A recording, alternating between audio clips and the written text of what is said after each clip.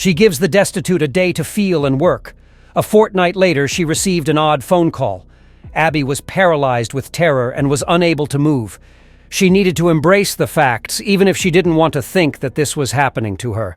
Allowing a convict to work at her business was a brave decision on her side, but the phone call she received moments ago cast things in a different perspective. It seemed like he was still with her even though he had departed a little more than an hour earlier. She could still smell his fragrance in the store, and it gave her the shivers. She was going to discover just how much this man could do. For 5 years, Abby Smith had been employed at her modest Scandinavian restaurant. When a homeless guy entered the restaurant one chilly Monday morning, the restaurateur, who had dedicated all of her time, money, and energy to realizing her dream of running her own eatery, had no idea what was in store for her.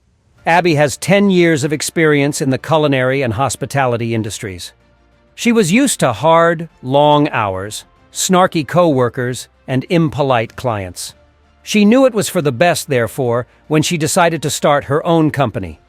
Though Abby believed she had seen it all over her 10-year career, she was always surprised by what was ahead of her.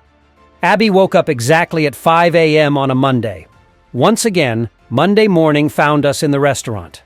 After giving her eyes some TLC, she took a shower. She was very mistaken to believe that it would just be another typical day. Abby showed up to work prepared for a hectic day. Ready to begin the day, she prepared the meal, cleaned the surfaces, and opened the front door. Then all of a sudden, there was a homeless man walking inside the eatery. Abby had no idea what to expect from this encounter. "I apologize," the destitute guy said. He spoke softly. "My name is Ricky. Do you have any extra change on hand?" The homeless man had grief in his eyes as Abby glanced at him. "Do you not have a job?" Abby inquired directly.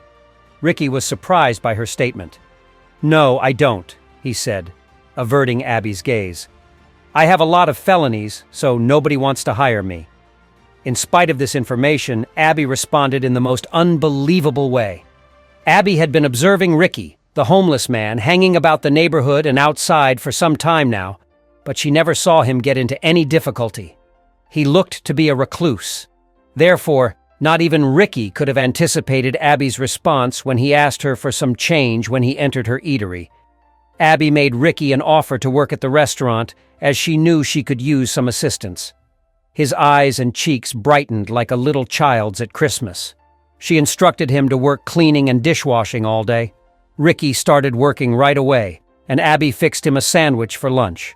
However, as soon as she gave it to him, he grabbed it out of her hands and fled the restaurant faster than a cheetah. When Abby watched Ricky dash out the door, her heart fell, and she took out after him. She observed, however, that he had handed the sandwich to a different homeless guy around the block. Abby was touched by his thoughtfulness as he quickly returned to the dinner, but she was unaware of what was ahead. Abby made an effort to learn as much as she could about Ricky's history, present, and life during the day. Other than telling her he was from Puerto Rico, he looked reserved and unwilling to talk to her. What did he have to hide? Abby realized she couldn't retain Ricky on as a permanent employee since the restaurant wasn't making enough money. Abby was already having difficulty getting by in these difficult times. So Abby said Ricky go at the conclusion of the day. She was mistaken to believe it would be her final encounter with him. But the next day, and for the next 2 weeks, Ricky showed up at the eatery, prepared to begin work. He showed up at the door like clockwork, his smile shining through the glass. When he eventually paid Abby, she was at a loss for words. You see, Ricky went to Abby's restaurant to get a lunch as soon as he got paid. She gave him a staff discount, of course. She said goodbye to him and started packing things for the day. She contemplated making cutbacks in the company somewhere and keeping him on permanently. However, right before Ricky departed, Abby got a call that completely turned her life around. As Abby was wrapping up what felt like an endless day, her phone rang. She took it up, but the number escaped her. She hesitated before taking the phone. She was clueless about what was ahead. "Do you know Ricky?" was queried by a harsh, deep voice. Abby's pulse accelerated. "Who was it that called?" "It's the police," the voice declared. "We have some information about him that we think you should know." She requested the cops, stomach churning, to tell her all they knew about Ricky, but she never would have imagined the response. The cops decided to look into Ricky's background because they claimed to have seen him about town several times. Ricky told them he was from Puerto Rico and had immigrated to the United States with the intention of becoming an actor. But before long, he ran out of money and was left homeless. But Abby felt sick to her stomach when she heard what the cops stated next. "Tomorrow, have him come in. Verify that he is present at your eatery." The police officer said, "We want to see him." Abby felt a shiver run up her spine. What prompted them to seek him out? Was something wrong with him? She reluctantly consented, but she had no idea what the cops were planning. When Abby showed up for work the next day, she wasn't sure what to expect. Ricky arrived at the front door like clockwork. Abby wanted to tell him about the cops as soon as she saw him, but something inside her urged her not to. She would regret not telling him. Ricky was grinning as soon as he walked inside the restaurant. He got to work clearing the tables, but as soon as he saw two police officers enter, his smile transformed into a frown. Ricky attempted to escape the restaurant as soon as possible, but was halted by the two police officers. They refused to accept it. They responded, "Don't worry," and blocked the door. However, Ricky had good reason to be concerned of police personnel.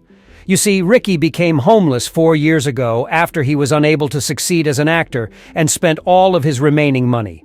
He took sure to avoid officers as much as possible because he was well aware that they weren't always the good ones. However, Ricky was unaware of what these two law enforcement agents intended to do to him. "Come with us now," they urged as they escorted Ricky outside and into the police vehicle. Abby, meantime, saw Ricky being pushed into the car while feeling ill to her stomach and staring out the window. How had she behaved? Had she made a grave error? Abby would fall to her knees when all was exposed in a matter of hours. After 2 hours, Abby was waiting impatiently for a response from Ricky or the police officers. Thank goodness it was a busy morning, because by the time the afternoon rolled around, she still hadn't heard anything. Abby was at a loss for words when she saw someone go through the door at 4:30 p.m. She was greeted with a beaming man who was well-groomed and dressed nicely.